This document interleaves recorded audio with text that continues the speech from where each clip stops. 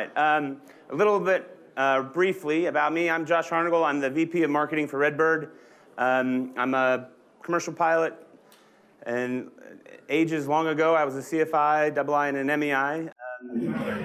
And about 3 years ago, we, coming out of the pandemic, or really in the pandemic, had, I as a marketing person in this industry, had no real insight into the health of my customer base, of my industry. And it occurred to me that nobody else really did either. And so we launched a survey called State of Flight Training. We partnered with some great organizations to help us spread the word about it and get information about it out and get responses in. And so this is our third year, our third installment. We're going to talk a little bit about just some highlights, some summary information. The survey is still open. So if you have taken this survey this year, raise your hand. Okay.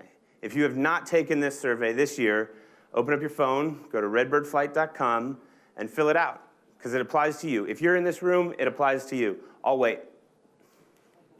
No, I'm kidding. I'm not going to do that. But please, I'm going to leave the survey open for the rest of this week. I'd like to get a few more responses.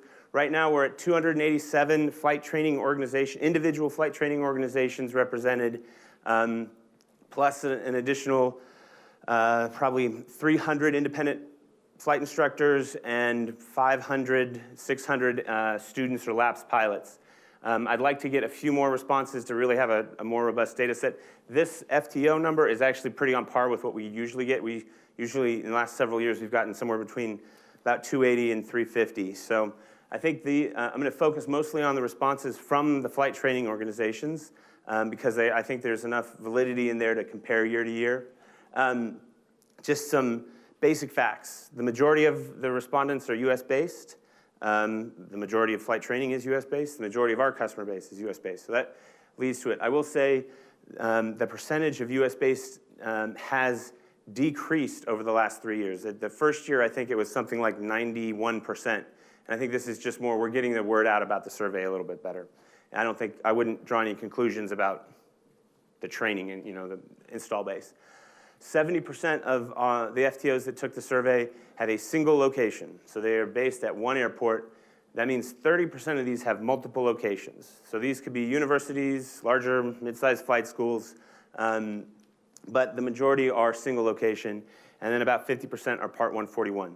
Set to kind of give you an idea, or have a Part 141 curriculum, kind of give you an idea of what this sample is. We break down FTOs by size. So we say if they operate less than 10 aircraft, they're a small FTO, 10 to 20 aircraft, they're a mid-size, and over 20, they're a large. You can see, majority, 80% are, what? What is that? I can't read that. Is it broken?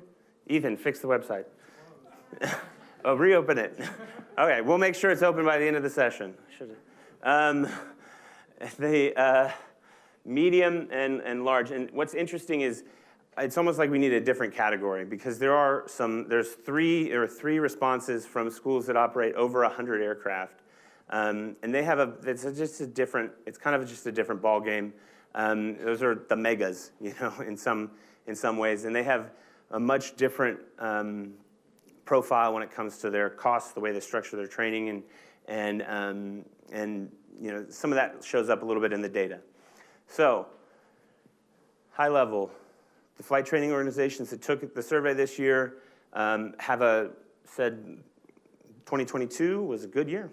Four out of 5 stars, and it's actually increased. We're seeing an upward sloping trend in their ratings each year. 20 was like 3.8, 3.9 in 21, and then 4 for this year. I think most people would agree that, is there anybody in this year who had a much worse year than 2020? I think that's pretty standard. That's not groundbreaking. I think it's pretty straightforward. But what is interesting is the business outlook is actually up a little bit this year. I was a little surprised, and we're going to get into some of that. I think flight schools in general are more optimistic than the broader economic picture outside of our particular industry. And this is quite interesting. So in on the right-hand side, you have the top 5 things that are the challenges for a flight training organization. In 21, cost of insurance is still there, COVID, and we had these sort of, I would call these more macro issues, acquiring new students, economic uncertainty. Those have fallen way off this year. And it's operational issues. They've been replaced primarily by operational issues, especially DPEs and aircraft maintenances, access to aircraft maintenance. Both of those jumped multiple points year over year. And I think that's going to be reflected in some of the sessions. I know the DPE issue in particular is quite challenging for a lot of flight schools. And some of the comments that we have, because we collect open text comments, there's a challenge in that, somebody will start, and there are schools that are trying to go out and schedule their check ride like 2 or 3 weeks after they start, because the DPE is booked 4 months out, 3 months out. And there's also, it's not covered in this, but the first-time pass rate is way low this past year, compared to previous years. And so there's probably a relationship here in how the access to DPEs, scheduling, and how we're having to do that is impacting our student success. Access to training aircraft, we know that is challenging. The used aircraft market continues to be tight, and the new aircraft market is, I think, mostly fleet deals. So if you're interested in a fleet deal, I think you can get some new airplanes. Otherwise, I think it's pretty difficult to acquire single airplanes. New. In 22, this is stable, honestly. Every year, there's like 25% flight schools plan to get a new airplane, 50% plan to get, 40 to 50% plan to get a used airplane. I will say I'm quite disappointed that the purchase or lease new simulator dropped 10% year over year, so I'm a little concerned about that. If y'all could bump those numbers up, that'd be great. And what's interesting to me is this hire an instructor to replace a departing one. I actually think that's, in a lot of ways, an artifact that it's at 50%. I think that's an artifact of, we have a bunch of respondents that are smaller schools, that maybe one full-time instructor and a couple of part-time instructors, and they don't see the same sort of cycle and churn of flight instructors that a larger school that's hiring 4 or 5 part-time or full-time instructors would see. So when we do the full final report, I'll break that. I'm going to look into that a little bit deeper and break it out by size. I imagine if you have a larger flight school, even 3 or 4 airplanes, you're worried about, you're planning on and expecting to and worried about hiring flight instructors to replace the ones that are leaving for the airlines. This is also pretty much spot on. The only major change here is that we're seeing less multi-training, commercial multi-training. It's not a huge change, but it's been consistent from 20 to 21 to 22. There's less of that, and I have a hypothesis about how technical TAA aircraft are impacting that, and whether people are doing the multi as an add-on and doing the commercial single in a TAA aircraft in fleets that don't have where they used to do that because the fleet didn't have a complex aircraft to do it in, so they would do the initial in the multi. The overall fleet composition is interesting, and this is really a case of it's a power law is the term in math, where you have like 5% or 10% of the population contributes 80% of the results, right? We see your average small flight school, that's 0 to 9 aircraft, has 4 aircraft, training aircraft. Medium, 13. The large jumps all the way up to 28. If you take the 3 largest schools out of there, that number actually drops down to 28, though. So the 3 largest are operating, I think it's like 102, 140, and 165 or something like that. So that kind of bumps that larger school number up. And on the simulator number, that is BATDs, AATDs, FTDs, and full flight sims all wrapped into one. The only people that are really operating the full flight sims are the large flight schools. They're also doing the vast majority of the ATP training, no surprise there. But it seems pretty consistent. Now, I will say we have a biased sample, right? If you're filling out the Redbird survey, you might be interested in simulators at some point. And so we have a biased sample, but it seems as though simulation, at least at some level, is really getting penetrated into the vast majority of the training operations. Whether they use it effectively or not is an open question. And that's, this is not just Redbird sims, this is anybody's sims. Those are just the total numbers of reported units. Now this one is kind of interesting, and I did a different breakdown on the right-hand side we'll get into. But this is number of employees for a flight training organization by type. So instructor, admin, maintenance, and admin would be front desk staff, bookkeeping, if you maybe even a marketing or sales function if the school has that, and then maintenance staff is straight A&Ps. So you see, obviously, even on the smaller schools, they still tend to have a lot more instructors relative to the number of assets, and that's mostly part-time instructors. There's a lot more, higher prevalence of part-time instructors at that level, and especially at the larger level. The employees per training asset. So what I did was I added airplanes and simulators together and divided it by the number of employees for that size. So what that's telling you is, if you are a large flight school, on average, for every airplane you have one instructor. If you're a small flight school, for every airplane you have 2 instructors. There's margin that's getting eaten into there with the instructor training, potentially any overhead associated with that, and it could also be a scheduling issue. And then the same thing with admins. The larger you get, it seems as though you get more efficient. There are economies of scale in this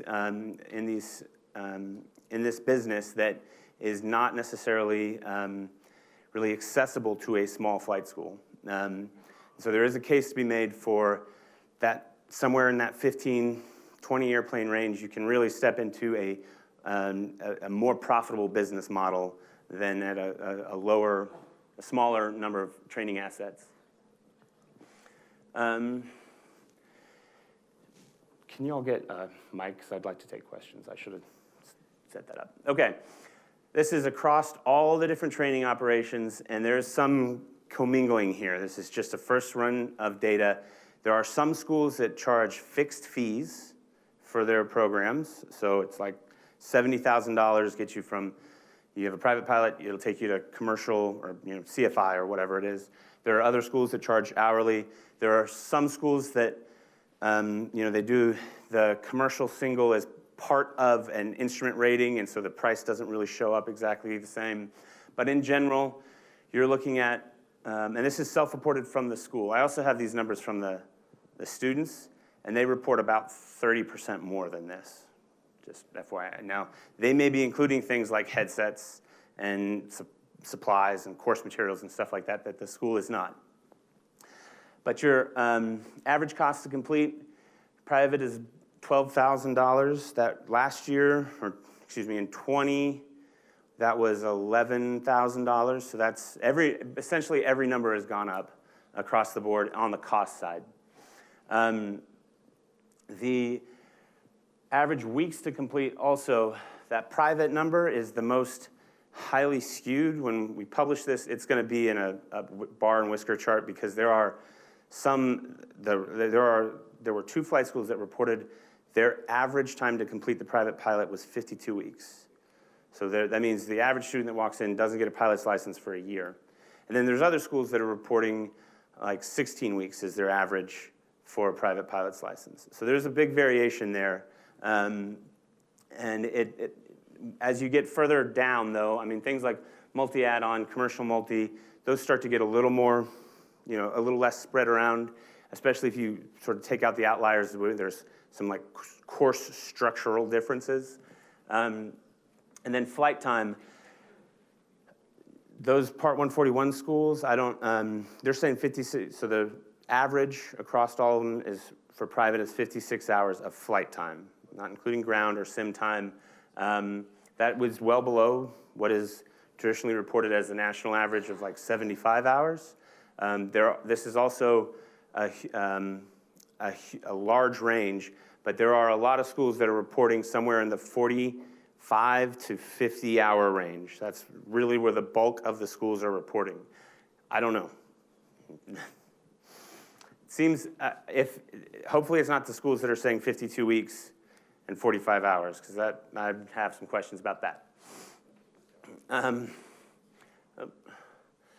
then I think this is probably the most obvious slide. Our costs, equipment costs per hour. This is what we're charging our customers per hour, year over year. This is the median, not the average, because again, we do have some really large outliers. Your average training aircraft, Cessna 172, maybe a Piper Warrior, 165 an hour. This does not include the instructor. Multi-engine 335 and BA 50 and 82 for the BATDs, and you get in between Q1 and Q3 is roughly 50% of the it is 50% of the data points. Everything has gone up. Honestly, probably the most significant would be the single-engine training aircraft in terms of impact to a student's training, student's budget. $15 an hour spread out over the course of 250 hours of training, it would be significant. And that's in a one-year jump. Okay, so I want to talk briefly about the student part, because this is, actually we'll take a break. Has anybody got any questions about anything we've talked about so far? Anybody? What's that? Can you go back one slide? Yeah. Mm-hmm. Questions? Okay. No, that's wet. It includes fuel, yeah, but no instructor. Okay, so first I want to call back a little bit to this slide right here. So last year, or in 21, the flight schools were reporting things like acquiring new students, economic uncertainty, what I would consider macro, non-operational issues for the most part. They're worried about business survivability in some cases. This year, it's way more operational stuff. They have customers, they're putting them through training, but their airplanes are down, they can't schedule a DPE, and they need more airplanes. They need to go out and acquire airplanes. So we have some operational challenges. Then when we look at this one, so we have the students rate their overall flight training experience as a 4.0, and that's flat. Every year it's been, for the last 3 years, it's been that. Obviously, we saw a big reduction in training in 20, or a low point in 20, and then roughly the same 21, 23. This is total per student self-reported number of training hours they received in a year. This includes some people that get, like me, who get like 2. I go out with a flight instructor for an IPC or something. So that brings that down a little bit. That's the problem. We know that students always rate their instructors higher than their flight schools. They have a personal relationship with their instructor. They think their instructor is on their side, trying their best, but the man is keeping them down. Y'all are the man. It's pretty, the red line on the top there is the instructor rating, consistent, 4.2, 4.1. Students like their instructors. The gray line is the rating for the flight school. Started at a high of 3.9, and now we're down to 3.6. And I would say, as a theory, that those challenges that we saw on the other side is what's driving this. It's access to scheduling, because airplanes are down. We don't have an A&P to work on an airplane to get it ready. It's access to DPEs. It's the fact that maybe people are getting sent to check rides because of scheduling problems when they're not really ready for it.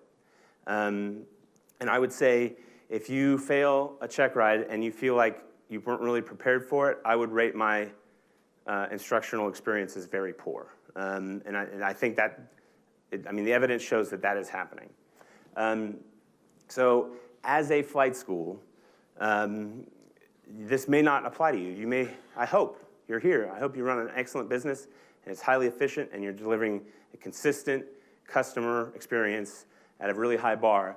But when those operational issues come into play and you have things like scheduling or DPE problems, AOPA published that flight training survey a decade ago where they went through and asked everybody about the experience. And really, when you boil it down for the customers, so much of it comes down to communication. It comes down to a clear curriculum. It comes down to a clear plan for what they're going to do. And if we have scheduling problems, if we have breakdowns in airplanes, we can't get people in an airplane or a sim or whatever the case may be, that proactively communicating that, I think, is in the real world where that's going to happen, proactively communicating it is really the best and only answer a flight school has. And I'll be interested to see if this trend continues and how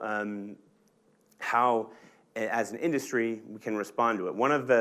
I had this conversation last night. These are probably the good old days for flight training. When we think back on the good old days, these are probably going to be it. We have the national media publishing stories repeatedly talking about demand for pilots. We have the airlines raising starting salaries, and we have very attractive signing bonuses. I mean, I have a great job, but man, for some of these pilots, for some of these pilot positions, and there should be a strong demand for training. There should be, and you should be able to access as many customers as you need because structurally it's there. Even if you're running a somewhat mediocre business, structurally the demand should be there. And I just hope we don't screw it up as an industry because of poor maintenance, poor scheduling, inefficient training, and we set a low bar for the quality of training and the consistency of training that we're giving our students, because out of abundance, it's really easy to get lazy. And so I'm hopeful that as an industry, as a collection of schools, we can take this opportunity and use it to build really robust systems and build margin and safety and padding into the business. But I am also concerned that there's space in here for people to get sloppy. So I'll end on that positive note.